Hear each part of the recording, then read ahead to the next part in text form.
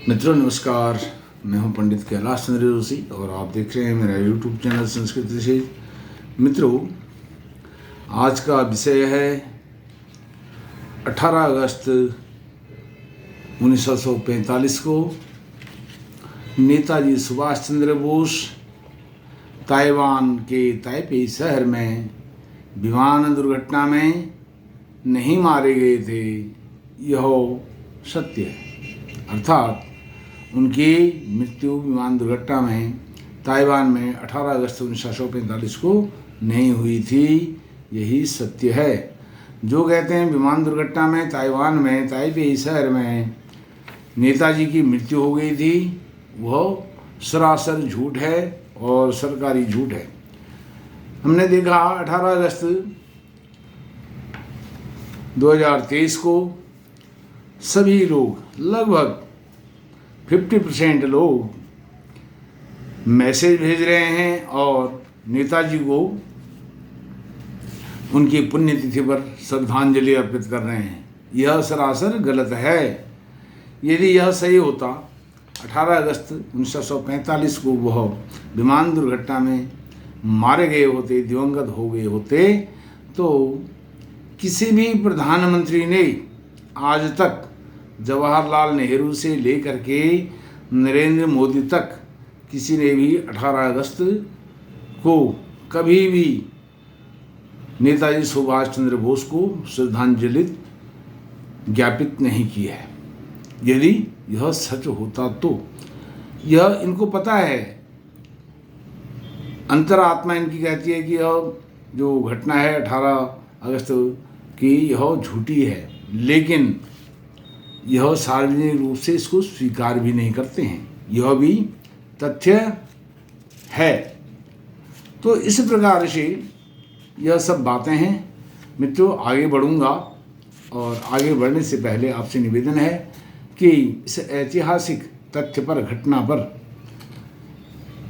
आप मुझे सहयोग प्रदान करें, मेरे चैनल को सब्सक्राइब करें, मेरी वीडियो को लाइक करें और शेयर भी करें। नेताजी से जो लोग प्यार करते हैं, प्रेम करते हैं, उनको सच्ची श्रद्धांजलि यही होगी कि उनके विषय में हम जानकारी रखें, अनाप शनाप न कहें, न बोलें, न इस तरह के पोस्ट करें। मित्रों, नेताजी से जुड़ा हुआ यह जो प्रसंग है, इसकी जांच के लिए शहनवाज समिति, खोसला आयोग बनाया गया और उसके बाद अंतिम तीसरा आयोग मुखर्जी आयोग बनाया गया। और इन दोनों आयोगों ने, जो पहले आयोग रहे खोसला आयोग और शाहनवाज समिति, यह किसी निष्कर्ष पर नहीं पहुँचे। इन्होंने 18 सितंबर 1945 की थ्योरी को सही मान लिया और जो मुखर्जी कमीशन बना जस्टिस मुखर्जी के नेतृत्व में, वह इस निष्कर्ष पर पहुंचे कि नेताजी की विमान दुर्घटना में मृत्यु नहीं हुई थी। वह दस्तावेज, साक्ष्य, प्रमाण सब मेरे पास उपलब्ध हैं। तो मित्रों, इस प्रकार से अनर्गल प्रलाप नहीं करना चाहिए। और यह एक जापानियों का एक नाटक था, क्यों जो 18 अगस्त 1945 की घटना के विषय में प्रचारित किया गया, क्योंकि नेताजी को सोवियत संघ भेजने हेतु एक गुप्त योजना बनाई गई थी जापानियों द्वारा, जिसका क्रियान्वयन जापानी सहयोग के बिना असंभव था। चूँकि जापानियों ने नेताजी की मृत्यु की झूठी कहानी, असत्य कहानी प्रसारित करने के लिए वास्तविकता को छुपाया था, अर्थात नेताजी दिवंगत हो गए हैं, मारे गए हैं विमान दुर्घटना में, ऐसा प्रचारित किया था, ताकि नेताजी एक युद्ध अपराधी के रूप में अंग्रेजों के हाथ न लगें और वॉर क्रिमिनल की उनको सजा न मिले। ऐसा उन्होंने, जापानियों ने बहुत भरसक प्रयास किया था नेताजी को बचाने के लिए। और हमारी सरकारों ने, हमारे जो तत्कालीन उस समय की सरकारें थी, बाद में बनी पंडित नेहरू की सरकार, उन्होंने भी इसी को पोषित किया कि नेताजी विमान दुर्घटना में 18 अगस्त 1945 को मारे गए हैं। तो जापानियों द्वारा विमान दुर्घटना में उनकी अंत्येष्टि के काल्पनिक कथानक को सर्वत्र प्रचारित किया गया और यह कह पाना कठिन है कि नेताजी रूस या कहीं अन्यत्र पहुँचे या नहीं पहुँचे। वह उनको सुरक्षित जगह रूस पहुंचाना चाहते थे, लेकिन आज तक यह पता नहीं चला है कि वह रूस पहुंचे या नहीं पहुंचे। इस तरह से यह हुआ। अब जो मुखर्जी कमीशन है, यह ताइवान के जो विदेश मंत्रालय है वहाँ मिला। वहाँ जाकर उन्होंने जो भी है अपना समन्वय स्थापित किया और वहाँ मंत्रालय ने मुखर्जी आयोग के प्रति उस सर्वाधिक महत्वपूर्ण दस्तावेज को प्रस्तुत कर दिया। जो ताइवान का जो विदेश मंत्रालय था उसने सारे तथ्य दस्तावेज मुखर्जी कमीशन के मुखर्जी साहब के सामने रख दिए, जिससे वर्तमान विमान दुर्घटना के बाद नेताजी की मृत्यु और ताइपे में अंत्येष्टि होने के दावे की धज्जियां उड़ गई। और यह मैं कहाँ से बोल रहा हूँ, इसका मैं भी आपको इसको पुष्ट करूँगा, इसका मैं आपको प्रमाण दूंगा। वह था ताइपे स्थित पुराने शमशान का एक 1945 कालीन अत्यंत विस्तृत और दर्शनीय रजिस्टर होता है। किसी भी शमशान घाट में किसी की मृत्यु होने पर उसका जो अंत्येष्टि संस्कार होता है वह एक रजिस्टर में मेंटेन होता है, जो बड़े बड़े शहर हैं सब जगह होता है, हमारे यहाँ भारतवर्ष में भी होता है। इसमें उन कुल 273 लोगों, जापानियों, चीनियों और अंग्रेजों के नाम जापानी भाषा में उल्लिखित थे। अर्थात जो 17 अगस्त 1945 से 27 अगस्त 1945 के बीच जिनकी अंत्येष्टि उस ताइपे के शमशान घाट में किया गया था, तो उन सब में सुभाष नेताजी का नाम कहीं नहीं था। 17 से 27 अगस्त 45 के बीच जिनकी मृत्यु ताइपे में हुई थी उनका वह सब रजिस्टर था, तो उसमें नेताजी का नाम कहीं नहीं था। और जो ताइवान है उसने कह दिया ताइपे तो छोड़ो, हमारे यहाँ 14 अगस्त से 25 अक्टूबर के बीच में 1945 में कोई विमान दुर्घटना नहीं हुई। यह जैसे मैंने आपको बताया, यह जापानियों का एक नाटक था। अंग्रेजों से सुभाष बोस को बचाना था, इसलिए उन्होंने यह नाटक रचा था। यह एक प्रकार से वह इसमें सफल भी हुए थे। तो इस प्रकार से उसमें यह सब बातें आई। इसमें उनका कहना है ताइवान सरकार द्वारा प्रस्तुत रजिस्टर के ध्यानपूर्वक निरीक्षण से यह ज्ञात हुआ कि विमान दुर्घटना में सुभाष बोस सहित जिन जिन लोगों की मृत्यु हुई, बताया था ना विमान दुर्घटना में विमान में केवल नेताजी तो रहे नहीं होंगे। जब यह एक मनगढ़ंत कहानी है तो उस विमान में और भी कुछ लोग रहे होंगे, तो उनके साथ अन्य जो लोग विमान दुर्घटना में मारे गए उन सबके नाम उसमें देखे गए और जांचे गए रजिस्टर में, और वह नाम उसमें से किसी एक की भी अंत्येष्टि उस शहर में नहीं हुई थी। अतः यह सिद्ध हो गया कि ताइवान में नेताजी की अंत्येष्टि की कहानी के साथ साथ विमान दुर्घटना में उनकी मृत्यु का दावा भी गलत था। तो इस प्रकार से अब हम लोग क्या करते हैं, कहीं से कोई पोस्ट आती है। अब आज तक सरकार ने जिसको नहीं माना, हालांकि सरकार का एक जो है आधिकारिक निर्णय है कि आज तक उसी पर सरकार चलती आई है कि 18 अगस्त 1945 को नेताजी विमान दुर्घटना में ताइवान ताइपे शहर में मारे गए थे। लेकिन आज तक उनकी पुण्यतिथि पर 18 अगस्त को कोई भी इस तरह का कोई कार्यक्रम नहीं होता है, उनको श्रद्धांजलि अर्पित की जाए उनके यह पुण्यतिथि के अवसर पर, ऐसा आज तक हुआ नहीं है। और उस अंत्येष्टि जो रजिस्टर है ताइपे का, उसका यह एक पृष्ठ, एक पेज मैं आपको दिखाता हूँ, शायद आप देख रहे होंगे, यह वह पृष्ठ है। इसमें मैंने इसको अंडरलाइन किया है येलो मार्कर से, यह है। और यह जो पुस्तक जहाँ से मैं आपको यह सब बता रहा हूँ, यह पुस्तक है नेताजी गुमनामी बाबा सरकारी झूठ। नेताजी गुमनामी बाबा और सरकारी झूठ इसका नाम है।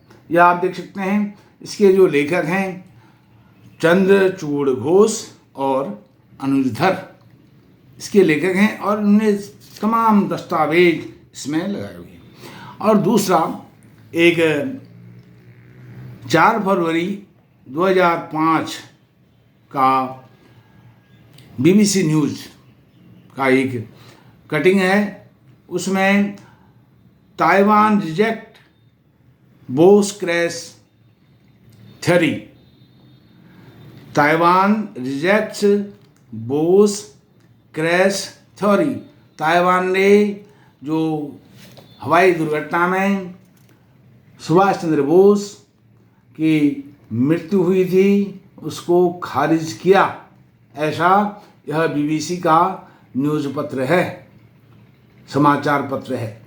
तो मित्रों, इस प्रकार से यह एक उल जुलूल बातें हम सब करते हैं। नेताजी सुभाष चंद्र बोस इस देश की आत्मा है।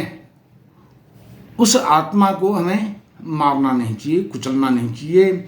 अब जो भाई लोग हमारे आधे अधूरे ध्यान से ऐसे प्रचारित कर देते हैं, कल बहुत सारे लोगों के इस तरह के मैसेज आए थे श्रद्धांजलि वाले। मैंने कई लोगों को उनको टैग करके लिखा था, भाई इनकी मृत्यु कब हुई है, 18 अगस्त 1945 को हुई है, ऐसा लिख करके लोग भेज रहे हैं उसका उत्तर। तो बड़ा हास्यास्पद है। तो मित्रों, इस प्रकार से आप इस पुस्तक को पढ़ें, नेताजी गुमनामी बाबा और सरकारी झूठ। नेताजी गुमनामी बाबा और सरकारी झूठ, इसको आप पढ़ें। इसमें ऐसे ऐसे दस्तावेज हैं, ऐसे ऐसे प्रमाण प्रस्तुत किए गए हैं जो आंखें खोलने वाली हैं। अब जैसे मैंने आपको बताया 3 आयोग बनाए गए और लास्ट आयोग था मुखर्जी आयोग। और इस मुखर्जी आयोग को बनाने वाले थे अटल बिहारी वाजपेयी सरकार, और उन्होंने ही इसको बनाया और बाद में मुखर्जी को सहयोग नहीं किया। अब इनके विदेश मंत्रालय ने भी सहयोग नहीं दिया, और ताइवान से जब वो संपर्क साधना चाहते थे, सीधे संपर्क उन्होंने करना चाहा, तो इन्होंने मुखर्जी को हड़काया कि आपको कोई दस्तावेज चाहिए तो वह मंत्रालय, हमारे विदेश मंत्रालय के थ्रू आपको मिल सकते हैं, आप डायरेक्ट वहाँ संपर्क साध सकते हैं। इसी प्रकार से अब उन्होंने जो उस समय के 2004 में यशवंत सिन्हा थे विदेश मंत्री, उनसे समय मांगा मिलने के लिए, और यशवंत सिन्हा उस समय अपने इंडिया साइनिंग में सब लगे हुए थे, इंडिया साइनिंग जो उनका चुनाव का नारा था। और उन्होंने कहा कि भाई अभी हमारे पास समय नहीं है, चुनाव के बाद, मई में चुनाव होने जा रहे हैं, उसके बाद आपसे मिला जाएगा। उसके बाद क्या मिलना था, फिर तो सरकार ही चली गई। फिर मनमोहन सिंह की सरकार आई, उसमें फिर इन्होंने अपनी रिपोर्ट सबमिट कर दी 2005 में, और इसमें बहुत जोर लगाया जॉर्ज फर्नांडिस ने। मुखर्जी जो मुखर्जी हैं, मनोज कुमार मुखर्जी, उनका बहुत साथ दिया जॉर्ज फर्नांडिस और डॉक्टर मुरली मनोहर जोशी ने। लेकिन अब वो क्या कर सकते थे, वह विपक्ष में थे। तो इस प्रकार से यह बड़ा छल हुआ है, कपट हुआ है हमारे सनातन के साथ, भारतवर्ष के साथ, और यह बहुत दुखद हुआ है।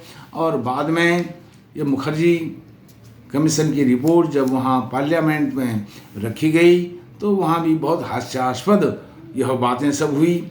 उसके बाद अनुधर और चंद्रचूड़ घोष ने नेताजी के जो परिजन हैं उनसे मिल करके, उन सब ने मिल करके एक मिशन नेताजी का गठन किया, और उसके साथ ही बाद में 2015 में वह 7 लोक कल्याण मार्ग दिल्ली में प्रधानमंत्री नरेंद्र मोदी से मिले और कुछ उनकी आशाएं जगी। लेकिन मोदी जी ने भी जो गोपनीय दस्तावेज हैं उनको सार्वजनिक नहीं किया। जो जिन कुछ ऐसे दस्तावेज थे जिनसे कोई लेना देना नहीं था, नेताजी के जो बहुत रहस्यपूर्ण दस्तावेज थे वह आज भी बंद हैं और उनको आज भी दबा करके रखा गया है। और हालांकि हमें मोदी सरकार और यूपी में योगी जी की सरकार से बहुत आशा है, क्योंकि जो गुमनामी बाबा हैं जिनको नेताजी सुभाष चंद्र बोस कहा जाता है और वह फैजाबाद में, आज के अयोध्या में, राम भवन में रहते थे और उनके बहुत सारे ऐतिहासिक 2500 कुछ ऐसे दस्तावेज हैं जिनकी इन्वेंट्री बनाई गई है और वह सुरक्षित रखी गई है। उनमें उनके दांत भी हैं उस इन्वेंट्री में, और दांतों का DNA भले ही निगेटिव आया हो, और 1000 पुस्तकें मिली वहाँ गुमनामी बाबा के पास, जिसमें हिंदी, संस्कृत, बंगला, अंग्रेजी का पूरा साहित्य, वेद, पुराण, उपनिषद, 1000 पुस्तकें और 500 पत्रिकाएं वहाँ पर मिली। जबकि जॉर्ज वाशिंगटन जो अमेरिका के राष्ट्रपति थे, उनके पास उनकी लाइब्रेरी में केवल 1200 पुस्तकें थी और गुमनामी बाबा के पास 1000 पुस्तकें, 500 पत्रिकाएं और समाचार पत्र ऐसे जो विदेश से, न्यूयॉर्क से, वॉशिंगटन से और लंदन से छपते थे, ऐसे ही प्रकाशित होते थे, ऐसे वह समाचार पत्र भी पढ़ते थे। ऐसा साहित्य और जो मिलिट्री एकेडमिक जो पुस्तकें हैं वह भी वहाँ मिली। तो यह कोई साधारण सा सामान्य व्यक्ति ऐसे पुस्तकों का संग्रह नहीं करता है। तो मित्रों, यह मैं सोच रहा हूँ कि नेताजी पर मैं आगे एक सीरीज के रूप में कुछ वीडियो बनाऊं, और पहले भी मैंने नेताजी के विषय में 5-6 वीडियो बनाई हैं।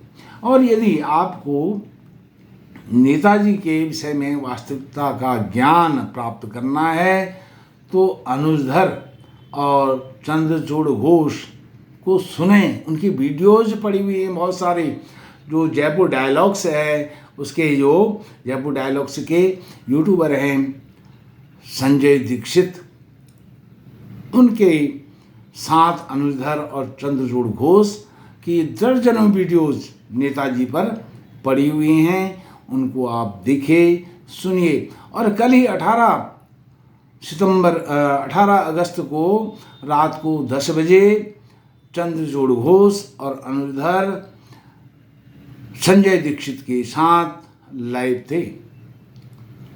तो मित्रों, इस प्रकार की हमें तथ्यपूर्ण जानकारी होनी चाहिए। और नेताजी का निधन 18 अगस्त 1945 को नहीं हुआ था, यह झूठ है। इस प्रकार से हमें यह सब जानना चाहिए। मित्रों, आप मेरे चैनल को सब्सक्राइब कीजिए, मेरी वीडियो को लाइक कीजिए, शेयर कीजिए, और अधिक जानकारी के लिए नेताजी, गुमनामी बाबा और सरकारी झूठ, अनुजधर चंद्रचूड़ घोष की लिखित इस पुस्तक को अवश्य पढ़ें। आप यदि इंग्लिश के जानकार हैं, इंग्लिश में भी इसका वर्जन है या हिंदी वर्जन है, तो इस प्रकार आप इस पुस्तक को अवश्य पढ़ें। मात्र 400 रुपया इसकी कीमत है, इसको अवश्य पढ़ें। आपको बहुत इससे नॉलेज होगी, आपकी जानकारी समृद्ध होगी, बलशाली होगी। आपका कोटि कोटि धन्यवाद। नमस्कार।